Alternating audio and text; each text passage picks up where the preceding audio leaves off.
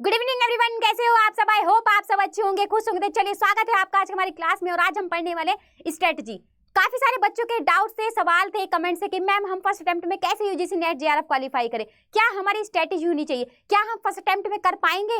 हाँ बेटा, मैं आपको बताऊंगी क्या आपको स्ट्रेटजी फॉलो करनी है और कैसे आप फर्स्ट अटेम्प्ट में ही यूजीसी नेट जेआरएफ क्वालिफाई कर सकते हो, आप एक अच्छी जॉब पा सकते हो, आप असिस्टेंट प्रोफेसर बन सकते हो। तो चलिए आइए शुरुआत करते हैं हम आज के सेशन की और समझते हैं क्या हमारी स्ट्रेटजी रहेगी।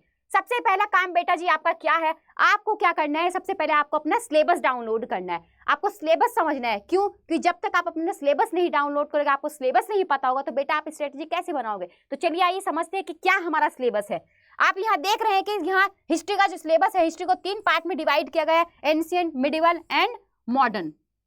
अब बात करते हैं जो एनटी ने जो सिलेबस दिया है, उन हिस्ट्री को भी उसने 10 यूनिट्स में डिवाइड किया गया है। आखिर इन 10 यूनिट्स में दिया क्या गया है? चलिए आइए उन 10 यूनिट्स को भी समझ ही लेते हैं। आप यहाँ यूनिट्स देख रहे हो। सबसे पहले बेटा आप क्या कर रहे हो? आप इसका स्क्रीनशॉट ले लीजिए, मैं साइड में हो जाती हूँ, तब हम बात करते हैं कि इनमें क्या क्या दिया गया है। चलिए आइए समझते हैं कि इसमें क्या दिया गया है। सबसे पहले यूनिट नंबर 1, इसमें देखो आप सोर्सेस के बारे में बताया गया है कि कहाँ से हिस्ट्री जो हम शुरू करते हैं, जो बुक्स के नाम आते हैं, सोर्सेस आते हैं, उसके बारे में बताया गया है। सेकंड में बात की गई है मैं हमारे फ्रॉम स्टेट ऑफ एम्पायर, जो हमारे एम्पायर्स है, जो हमारे जो हम प्राचीन काल में पढ़ते हैं, मॉडर्न इंडिया में पढ़ते हैं और मिडिवल में पढ़ते हैं, उनके बारे में शासकों के नाम पढ़ते हैं। थर्ड यूनिट में हमारे इमरजेंसी ऑफ रीजनल किंगडम के बारे में बताया गया। ऐसे ही करके उन्होंने पूरे 10 यूनिट्स को डिवाइड किया गया। अब चलिए बात करते हैं कि मैम पैटर्न चेंजिंग क्या है, कैसे क्वेश्चंस बन रहे हैं। काफी सारे बच्चों के डाउट्स होते हैं कि मैम समझ में नहीं आता कि क्वेश्चन आते कहाँ से हैं। तो चलिए आइए समझते हैं कैसे क्वेश्चंस आ रहे हैं। न्यू क्वेश्चंस, बेटा न्यू क्वेश्चंस कुछ नहीं है, अब जैसे जैसे कंपटीशन बढ़ता जा रहा है उसी के हिसाब से जो हमारे क्वेश्चंस आते हैं उनका लेवल भी बढ़ गया है। तो आपको क्या करना है, अपने सिलेबस को अच्छे से समझिए और जो भी आप टॉपिक पढ़ो बेटा उसको डीपली पढ़िए। क्यों? क्योंकि जो क्वेश्चंस है बेटा, नए क्वेश्चंस कुछ नहीं है, सिलेबस वही है, बस लैंग्वेज में फर्क है, लैंग्वेज घुमा दी जाती है और आप उस क्वेश्चन को समझ नहीं पाते। क्यों? क्योंकि आप कोई भी टॉपिक डीपली नहीं पढ़ते हो।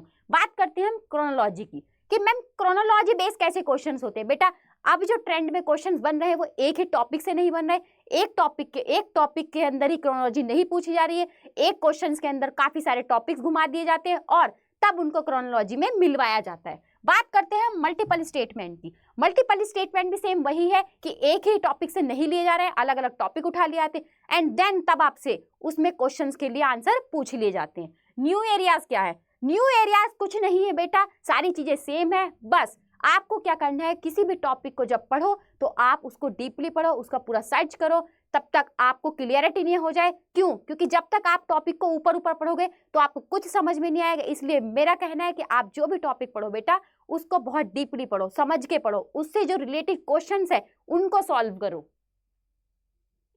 अब आगे बात करते हैं हम कि मैम हमारा स्टडी प्लान क्या होना चाहिए। आपने सिलेबस बता दिया, कैसे पैटर्न में क्वेश्चंस बन रहे हैं, ट्रेंड में कैसे क्वेश्चन बन रहे हैं। अब आप बात बताइए हम स्टडी प्लान कैसे बनाएं अपना।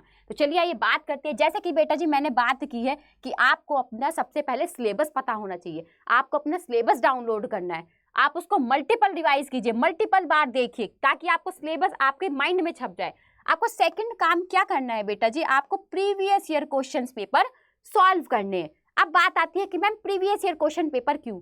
देखो प्रीवियस ईयर क्वेश्चन पेपर आप जब तक सॉल्व नहीं करोगे बेटा तो आपको कैसे पता चलेगा कि कैसे क्वेश्चंस आ रहे हैं।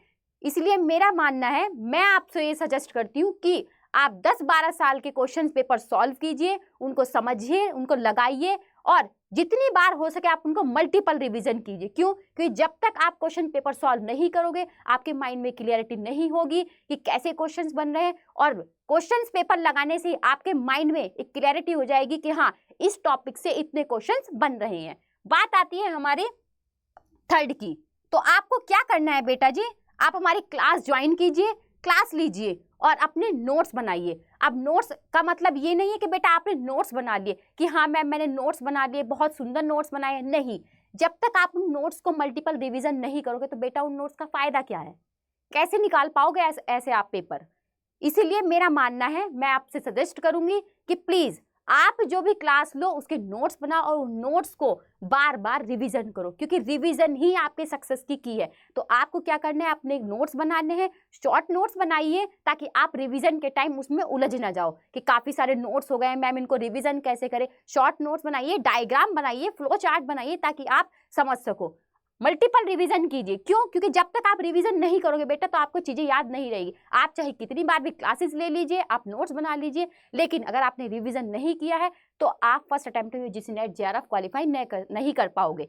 और अगर आपने क्लासेस ली है, रिविजन किया है, नोट्स बनाए हैं, तो ये मेरी 100% गारंटी है कि आप फर्स्ट अटेम्प्ट में ही यूजीसी नेट जेआरएफ क्वालिफाई कर लोगे।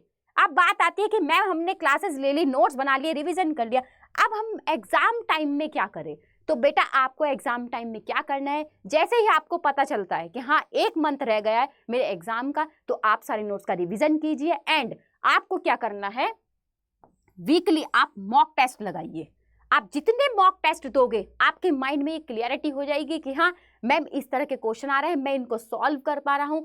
देखो बेटा, अगर आपके माइंड में बिल्कुल क्लियरिटी है कि हाँ मुझे दिसंबर वाला यूजीसी नेट जेआरएफ क्वालिफाई करना है या जून वाला क्वालिफाई करना है, तो बेटा आपको ये बताई हुई स्ट्रेटेजी तो फॉलो करनी पड़ेगी। अदरवाइज आप यूजीसी नेट क्वालिफाई तो कर लोगे बेटा, बट फर्स्ट अटेम्प्ट में क्वालिफाई करने का जो सपना है वो पूरा नहीं कर पाओगे। तो इसलिए मेरा मानना है, मैं आपसे रिक्वेस्ट करती हूँ, सजेस्ट करती हूँ कि प्लीज अगर आप फर्स्ट अटेम्प्ट में ही यूजीसी नेट जेआरएफ क्वालिफाई करना चाहते हैं तो जो हमारी बताई हुई स्ट्रेटेजी को फॉलो कीजिए। और ये मैं आपको गारंटी देती हूँ कि आप फर्स्ट अटेम्प्ट में ही यूजीसी नेट जेआरएफ क्वालिफाई कर सकते हो। और असिस्टेंट प्रोफेसर जिनका सपना है बनना और जो जेआरएफ क्वालिफाई करना चाहते हैं, पीएचडी करना चाहते हैं, वो फर्स्ट अटेम्प्ट में ही क्वालिफाई कर सकते हैं। चलिए, आई होप कि आपको मेरी बताई हुई स्ट्रेटेजी समझ में आई होगी। तो आप भी फर्स्ट अटेम्प्ट में यूजीसी नेट जेआरएफ क्वालिफाई करना चाहते हैं तो हमारी बताई हुई स्ट्रेटेजी को फॉलो कीजिए। और ये मेरा दावा है कि आप फर्स्ट अटेम्प्ट में यूजीसी नेट जेआरएफ क्वालिफाई कर सकते हो, जेआरएफ क्वालिफाई कर सकते हो, असिस्टेंट प्रोफेसर बन सकते हो, पीएचडी कर सकते हो। तो हमारी बताई हुई स्ट्रेटेजी को फॉलो कीजिए, हमारे चैनल को सब्सक्राइब कीजिए, लाइक कीजिए। तब तक के लिए थैंक यू।